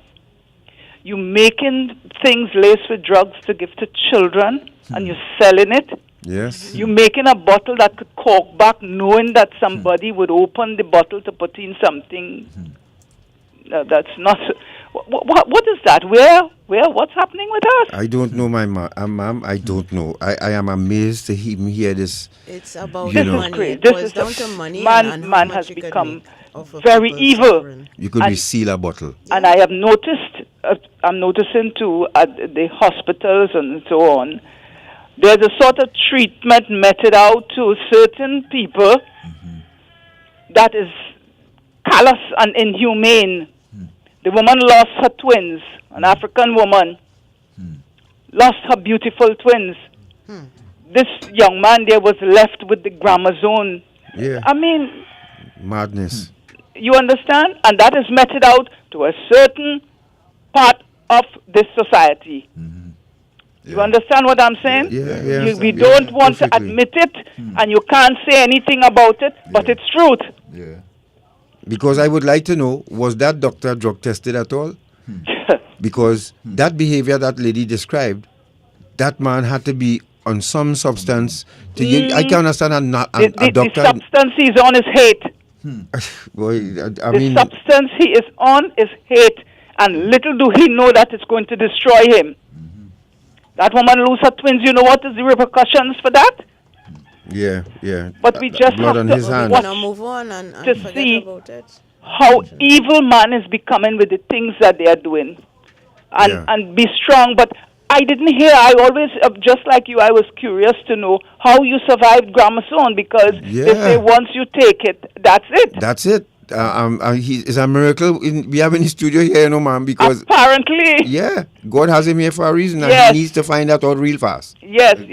But use your cleansing herbs and so on. Drink a lot of water and get to a good herbalist and do your cleansing herbs and so on. Yeah, well, I use a lot of bush tea. A lot of I make my own thing, and then somebody told me to drink plenty goat milk. Get goat milk, so I went and get plenty goat milk. They say take condensed milk, so I also use a lot of milk.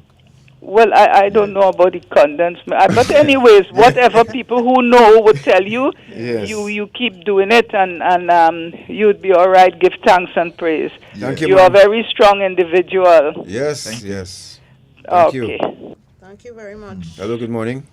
Hey, good morning, Mr. Sinclair. Hey, Neil, morning. And good morning, Mrs. Sinclair. Good work again, God. Thanks, and to the guy there, and to the... I can't remember his name. Harold. Harold, a way to be strong, right? With the personal issue with your spouse, you got to be strong. And it's very important that you find a place of solace and peace and serenity. At this point in time in your life, you need that. And very close to the Creator. You know, nothing lasts forever. And affection. When I listen to your story, affection, you wanted that. Love and affection is two different things. And it's very important because how we was brought up. And yes, there are parents that didn't show their children any love and affection. You gotta be strong through this time. Leave it alone. Take it from my experience. Leave it alone. Leave her alone. Leave it alone. And your best revenge, Harold, is going to be success. Correct. Leave it alone. Is what God Sinclair there. Your best revenge, remember what I'm telling you today, is success. Just leave it alone, and life is make a full circle. I have experienced that. And God is going to bless you so long as your heart is sincere, which I don't doubt. And you are in the perfect, proper company because you know Mr. Sinclair don't just talk, you know. I know he went the extra mile and continue to the extra mile for people. And it's very important for us to understand, as I keep telling them, they keep missing the boat, you know. Your family is not just your brother and your sister. Your family is more than that. You have extended family, people who look like you, and then humanity. And understand where we came from. Mr. Sinclair told us he Willie Lynch, and it destroy our family. So when we in a position, when you are in a position of authority and a position of influence, and you feel that somebody is crying out, I heard that he said that, you feel that you're threatening my position. Instead of you use and understand, let me find out the concern why Sinclair, Neil, or Harold is crying out. You feel like you're threatening me because that is what they did. That is what the Europeans did. They destroy our family. And we feel our family is just in nuclear. But it's bigger than that, as Jay-Z say. So, Harold, as I say, leave her alone. Life is a cycle. Find a place of peace, solitude, and prayer. Keep close to Mr. Sinclair and surround yourself around positive people. And children have a lot of positive people in all different races and spheres. Around positive people. and God will see you through, brother. You stay strong. Thank Best you. revenge is success, brother. Thank you. Thank you. 622-3937. Good morning. Good morning. Morning, ma'am. Good morning to the panel. Good morning, my lady. Blessings. Let me tell you something. This is it. Giving people drugs and drink. That is not now. I am 70 going 71. I was the first woman DJ in this country. Swanky Gemma. Hey, how you doing, ma'am? Morning. Yeah, hanging in. And when I used to play music at the age of 70 years now, at the age of 90 years, I remember I was playing a party in Communication Hall on Henry Street. And a gentleman offered me a drink. And you know what that man put in that drink for me? He had a tablet called ICI. Wow, you no longer hear that? I was 19 and I'm 70, going in 71 now. And he put a ICI in a drink. Well, never used to drink alcohol. In them days of Malta. He put it in Malta for me. When I play music, I feel like I'm on top of the sky. I'm just climbing and I don't know where I'm going. It's the craziest set of music I kept myself playing that night. So it's not now they're doing this wickedness to people. And well, I was in a certain hospital. I spent, well, lately that happened to me last year. I spent 3 weeks in the hospital. And you know when they started to treat me good? When I tell them what was my DJ name, they bring one autograph and all for me. Yes, I that happened to me in a certain hospital. I suffered my pressure and thing, right? And I ended up spending 3 weeks in hospital. And the time when I tell them who I was, who I used to be, that is the time that started to treat me good in that hospital. But I'm talking from experience, but brother, you keep on. You put God first, and everything will be added on to you. Okay? Thank you, Funky Gemma. Take care, man. Yeah, okay. Funky Gemma. That's it. I remember that name very well. Again, hold on 1 second, caller. Before I forget, folks, again, when you go out, now you just heard Harold, they have devices now that can reseal a bottle. So you all have to be extra careful, please. That's all we can ask, so that after Carnival, you could survive and carry on with your life. We know it's a spirit, it's a time that, farewell to the flesh, all these things. But be mindful. People going to all-inclusives, remember, everybody in that all-inclusive don't belong there. They come there so that they can relieve you of your possession. Right? They're very skilled at it. Pickpockets or you name it. So you know what you need to have on you. It's not necessary to have everything. Caller, good morning. Sorry to have you holding. Good morning. That's where I got. I just wanted to, I was inspired to tell Harold, I too am a recovering addict, but it's not from any physical substance. Gambling was my thing. All right, nice. And I want to tell him that he's a believer in God, Jesus Christ, and so on. He's right. Spirituality is very important. And that, remember, God will forgive you 7 times 7 and so on. First of all, Harold, you have to forgive yourself. If God can forgive you, it means that you have to forgive yourself. And anybody else who's a human being, do not depend on them to forgive you. You have to forgive yourself. That's the first step you have to make in order to get back out of where you are. Okay? Yes, sir. You're a believer in God, Christ, Jesus. Believe in yourself. Forgive yourself first. Love yourself, forgive yourself, and everything else will fall in place. Because nobody else can be depended on to forgive you but yourself and Almighty God. Yeah. Thank you, caller. I hope it helps. Thank you very much. Thank you very much. And thank you very much for this.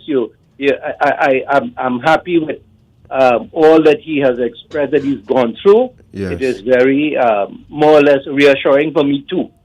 You know? Yes, Been through a lot of that crap and so on. All right. Well, we hope to hear from you again. Hello.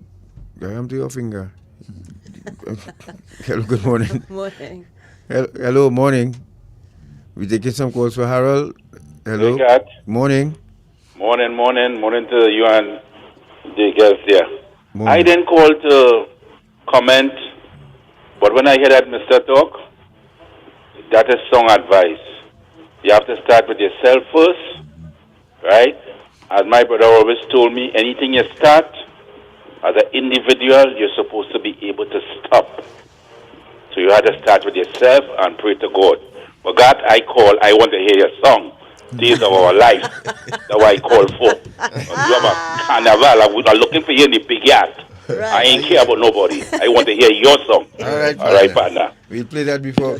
Well, we got to wrap up now. We have to play that because I have good news, folks. I just got a message from my writer that I made it to the semi-final.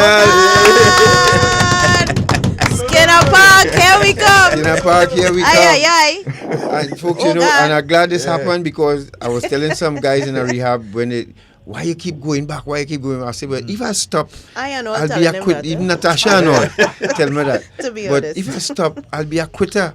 And I want to show people that despite the disappointment, you climbed that greasy pole and you're almost to the top and you skate long again because not now I'm supposed to be going to Skinner Park the last 3 times or 4 times. But the judges chose this time and I thank you all very much. Thank you all. Thank you all so much, folks. I really appreciate it. So, quick last call, quick. Hello, good morning. Yes, I just quickly congratulate you first of all. But I want to endorse what the gentleman said to as well about loving yourself and forgiving yourself. I want to endorse that as well. It's very important. Thank you.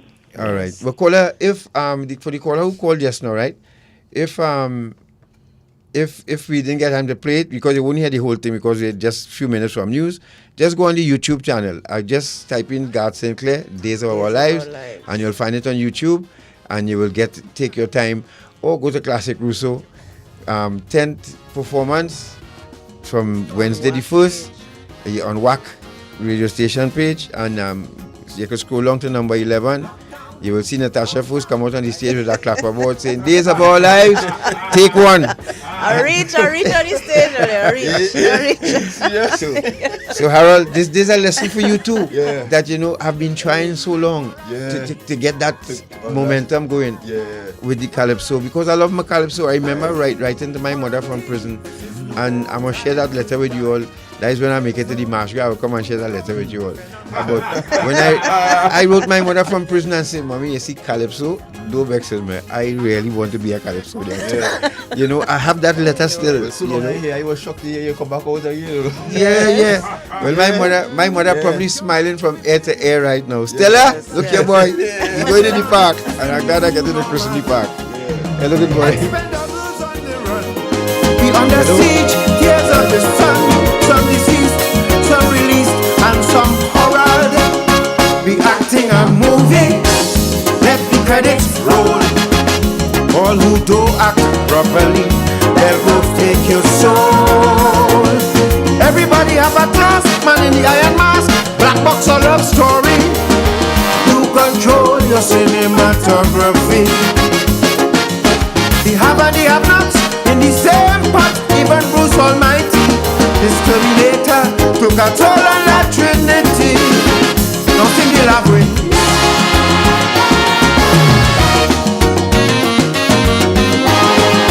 Keep it in the background as we wrap up. As I say, folks, you can go on YouTube, look for my name, and you will find the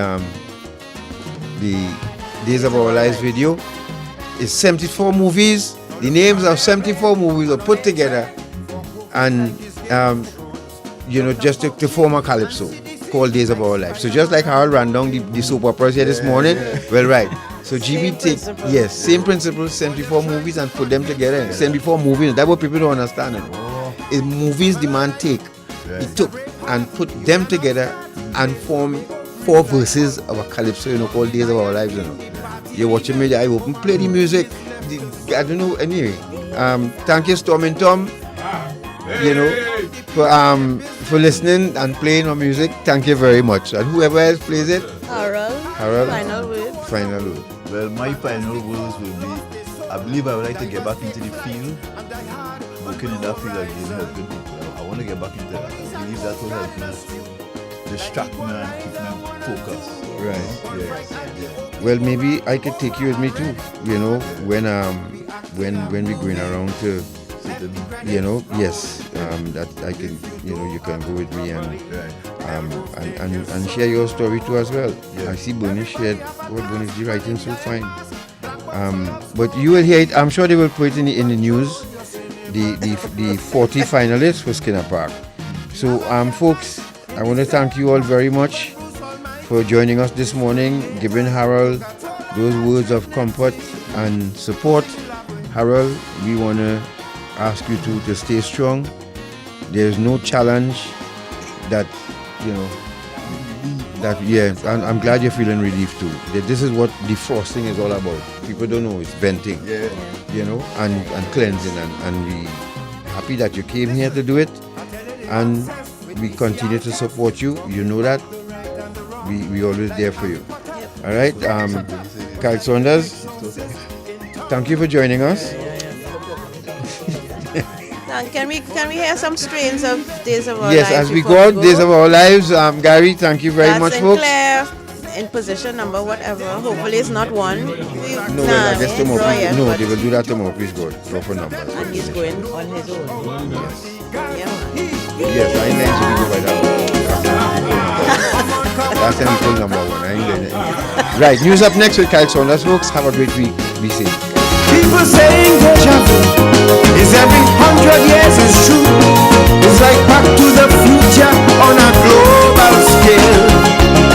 X-Men born with the wind, like Schindler's List, the sky falling, as survivors next of kin waiting to exhale. Be acting and moving, what? Let the credits roll. Because if you don't act properly, tell them